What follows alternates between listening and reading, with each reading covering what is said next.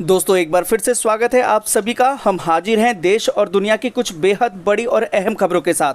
लेकिन अगर आप चैनल पर नए हैं तो चैनल को सबसे पहले सब्सक्राइब कर लीजिए, जिससे कि जरूरी खबरें आप तक सबसे पहले पहुंच सके। तो दोस्तों खबरों का सिलसिला शुरू करने से पहले जान लेते हैं आज की हेडलाइंस को। दोस्तों आज की खबरों में जानेंगे कि मनमोहन सिंह बोले पूरे राष्ट्र को एकजुट होकर चीन को जवाब देना चाहिए। साथ ही जानेंगे कि कर्नल संतोष की शहादत को सलाम करने के साथ ही परिवार को घर, नौकरी और 5 करोड़ रुपए देंगे सीएम केसीआर। अब भारतीय सेना को खुली छूट देने पर चीन में खलबली, चीनी अखबार ग्लोबल टाइम्स ने दी गीदड़ भभकी। साथ ही जानेंगे कि कोरोना के इलाज के लिए सिप्ला ने लॉन्च की है सिप्रमी, सरकार ने दी है मंजूरी। अब हेल्थ वर्कर्स के लिए आई अच्छी खबर, सरकार ने लिया है ये फैसला, 22 लाख कर्मचारियों को होगा फायदा। और साथ ही जानेंगे दिल्ली एनसीआर में मौसम का मिजाज। तो दोस्तों जानते हैं खबरों को विस्तार से। आज की पहली खबर में जानेंगे कि मनमोहन सिंह बोले पूरे राष्ट्र को एकजुट होकर चीन को जवाब देना चाहिए। दोस्तों आपको बता दें कि पूर्व प्रधानमंत्री डॉक्टर मनमोहन सिंह ने मोदी सरकार से चीन को जवाब देने की अपील की है। लद्दाख सीमा विवाद में शहीद हुए जवानों को श्रद्धांजलि देते हुए पूर्व पीएम मनमोहन सिंह ने कहा कि जवानों का बलिदान व्यर्थ नहीं जाना चाहिए।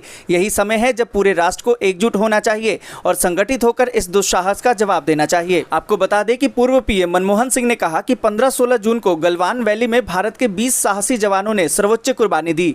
देश के इन सपूतों ने अंतिम सांस तक देश की रक्षा की। इस सर्वोच्च त्याग के लिए हम इन साहसी सैनिकों और उनके परिवारों के कृतज्ञ हैं, लेकिन उनका यह बलिदान व्यर्थ नहीं जाना चाहिए। आपको बता दें कि घुसपैठ पर पूर्व पीएम मनमोहन सिंह ने कहा कि हम ना तो उनकी धमकियों और दबाव के सामने झुकेंगे और ना ही अपनी भूभागीय अखंडता से समझौता स्वीकार करेंगे। दोस्तों वीडियो में आगे बढ़ने से पहले आपसे एक छोटी सी रिक्वेस्ट है, वीडियो को लाइक कर दीजिए क्योंकि आपका एक छोटा सा लाइक हमारी मेहनत का फल होता है। बढ़ते हैं अगली बड़ी खबर की तरफ। कर्नल संतोष की शहादत को सलाम, परिवार को घर, नौकरी और 5 करोड़ देंगे सीएम केसीआर। आपको बता दें कि गलवान घाटी में चीनी सैनिकों की करतूत का बहादुरी से जवाब देते वक्त शहीद हुए कर्नल संतोष बाबू को पूरा देश सलाम कर रहा है।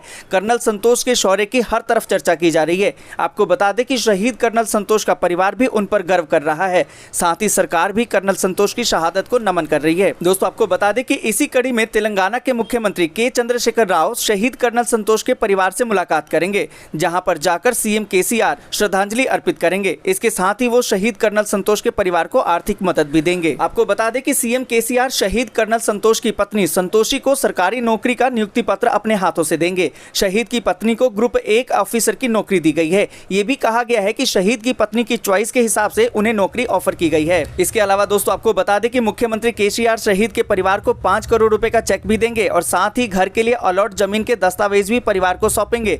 यानी कि वतन से लड़ते लड़ते शहीद हुए कर्नल संतोष के परिवार पर जो मुश्किलों का पहाड़ टूट पड़ा है, उस वक्त में सरकार की तरफ से परिवार को हर मोर्चे पर मदद दी जा रही है। दोस्तों हमारे द्वारा जो खबरें दिखाई जाती हैं उस पर आप अपनी राय जरूर रखिएगा और कमेंट करके इन खबरों के बारे में जरूर बताइएगा। बढ़ते हैं अगली बड़ी खबर की तरफ। भारतीय सेना को खुली छूट देने पर चीन में खलबली, चीनी अखबार ग्लोबल टाइम्स ने दी गीदड़ भभकी। दोस्तों आपको बता दें कि चीन के खिलाफ भारतीय सेना को खुली छूट देने पर चीन में खलबली मच गई है, जिसके बाद चीनी अखबार ग्लोबल टाइम्स ने गीदड़ भभकी दी है।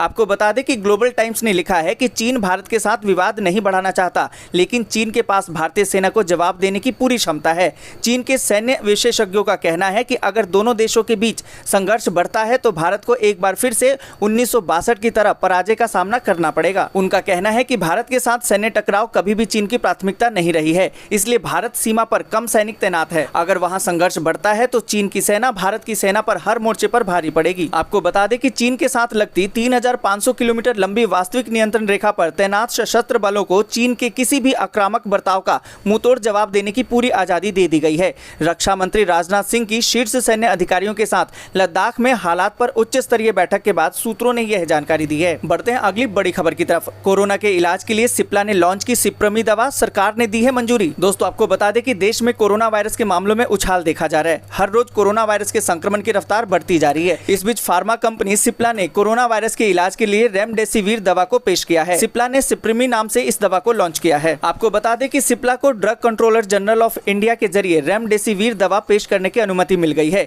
जिसके बाद सिप्ला ने सिप्रीमी नाम से इस दवा को पेश किया है। कोविड-19 के गंभीर मरीजों के उपचार के लिए इस दवा का इस्तेमाल किया जाता है। साथ ही आपको बता दें कि सिप्ला की ओर से रिस्क मैनेजमेंट प्लान के तहत सिप्रीमी दवा के इस्तेमाल के लिए ट्रेनिंग भी दी जाएगी। वहीं मरीजों की ओर से सहमति फॉर्म भी भरवाया जाएगा। साथ ही पोस्ट मार्केट सर्विलांस के अतिरिक्त सिप्ला मरीजों पर चौथे चरण का क्लिनिकल ट्रायल भी करेगी। बढ़ते हैं अगली बड़ी खबर की तरफ। अगली बड़ी खबर जो निकल कर आ रही है, हेल्थ वर्कर्स के लिए आई अच्छी खबर, सरकार ने लिया है ये फैसला, 22 लाख कर्मचारियों को होगा फायदा। दोस्तों आपको बता दें कि देश में कोरोना वायरस से संक्रमित मरीजों की बढ़ती संख्या के बीच सरकार ने पब्लिक हेल्थ सर्विस से जुड़े लोगों के लिए 20 लाख रुपए की इंश्योरेंस स्कीम का दायरा 3 माह के लिए बढ़ाकर सितंबर अंत तक के लिए बढ़ा दिया है।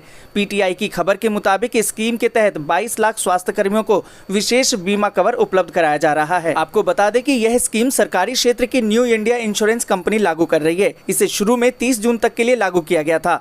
वित्त मंत्री निर्मला सीतारमण ने मार्च में कुल 1.70 लाख करोड़ रुपए के प्रधानमंत्री गरीब कल्याण पैकेज के तहत इस इंश्योरेंस स्कीम की घोषणा की थी। इसके तहत सरकारी स्वास्थ्य सेवाओं से जुड़े कुल 22.12 लाख स्वास्थ्य कर्मियों में कम्युनिटी हेल्थ वर्कर भी शामिल हैं। आपको बता दें कि यह बीमा सुविधा केंद्र और राज्य सरकारों के तहत आने वाले अस्पतालों में काम करने वाले डॉक्टर्स, नर्स, मेडिकल असिस्टेंट, साफ सफाई कर्मियों तथा कुछ दूसरे लोगों को उपलब्ध कराई जा रही है। बढ़ते हैं अगली बड़ी खबर की तरफ। अब क्लेम होगा आसान, लेकिन बढ़ जाएगा स्वास्थ्य बीमा प्रीमियम। आपको बता दें कि अब स्वास्थ्य बीमा से जुड़े क्लेम का निपटान आसान हो जाएगा, साथ ही अस्पताल के खर्चों को भी कम करने में मदद मिलेगी। इसके लिए इरडा ने स्वास्थ्य बीमा पॉलिसी के नियमों में संशोधन किया है। यह उस कटौती से जुड़ा है जो बीमा कंपनियां क्लेम निपटाने के दौरान करती है। हालांकि इसके लिए आपको ज्यादा प्रीमियम चुकाना पड़ सकता है। दरअसल अस्पताल में भर्ती के दौरान पॉलिसी धारक को कई बार कैशलेस पॉलिसी के बावजूद बिल के कुछ हिस्से का भुगतान करना पड़ता है।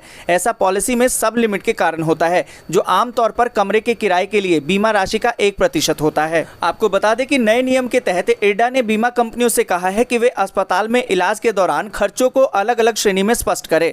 मसलन इलाज, दवाई और जांच में कितना कितना खर्च होगा। इरडा ने कहा है कि कंपनियां अगर खर्चों को स्पष्ट नहीं करती है तो इलाज के बाद वह इसका हवाला देकर क्लेम में कटौती नहीं कर सकती। नया नियम 1 अक्टूबर 2020 या उसके बाद खरीदे जाने वाले स्वास्थ्य बीमा पॉलिसी पर लागू होगा। दोस्तों, बढ़ते हैं अगली बड़ी खबर की तरफ। कोरोना वायरस के संक्रमण पर बारिश का कितना असर, जाने क्या कहते हैं एक्सपर्ट्स। आपको बता दें कि कोरोना वायरस का सोर्स संक्रमित इंसान ही है। संपर्क में आने पर ही इन्फेक्शन का ट्रांसफर होता है। लेकिन सवाल ये है कि संक्रमण का किसी भी शरीर के आंतरिक या बाहरी तापमान का कोई लेना देना है या नहीं, खासकर तब जब मानसूनी बारिश से तापमान कम हो जाएगा। आपको बता दें कि उत्तर भारत के एकमात्र travel medicine doctor Jatin Ahuja का कहना है कि इंसान के शरीर का तापमान करीबन 37 डिग्री सेल्सियस होता है, जो कांस्टेंट बना रहता है। जब हम किसी के संपर्क में आते हैं तो इन्फेक्शन ट्रांसफर करते हैं। हालांकि अप्रत्यक्ष रूप से किसी सरफेस पर रहने वाले वायरस के वहां पर सर्वाइव करने का समय बढ़ जाएगा, जबकि वायरस के ट्रांसमिशन पर कोई प्रभाव नहीं पड़ेगा। आपको बता दें कि उन्होंने कहा कि तापमान -15 हो या 50+,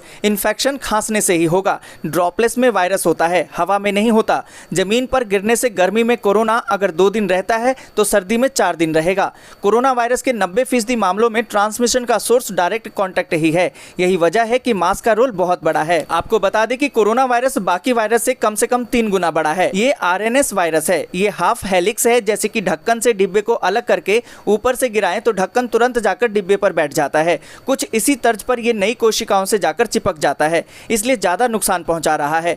ये चिपके नहीं, इसके लिए कई दवा वायरस के चारों ओर कवच बना देती है। बढ़ते हैं अगली बड़ी खबर की तरफ। सीएम योगी बोले यूपी के हालात ठीक, 24 करोड़ की आबादी में महज 6000 active corona case. Bharatiya Janata party की उत्तर प्रदेश जनसंवाद रैली में सीएम योगी आदित्यनाथ ने कहा कि कोरोना से निपटने के लिए हर उचित कदम उठाए जा रहे हैं। जब हम कोरोना से मौत के आंकड़ों को देखते हैं तो हम खुद को संतोषजनक स्थिति में पाते हैं। वर्चुअल रैली में सीएम ने कहा कि लगभग 24 करोड़ आबादी वाले राज्य में कोरोना से केवल 6000 एक्टिव केस हैं, जो दर्शाता है कि अन्य राज्यों के मुकाबले यूपी के हालात ठीक हैं। बढ़ते हैं अगली बड़ी खबर की तरफ। दिल्ली एनसीआर में बारिश से बदला मौसम, मानसून की आहट, यहां भारी बारिश के संकेत। आपको बता दें कि दिल्ली एनसीआर के इलाकों में बीते 3 दिनों से हुई हल्की बारिश के साथ ही मानसून के जल्द पहुंचने के संकेत मिल गए हैं। आपको बता दें कि शनिवार और रविवार के बाद सोमवार की सुबह भी दिल्ली में बारिश होने से झुलसाने वाली गर्मी से काफी राहत मिली।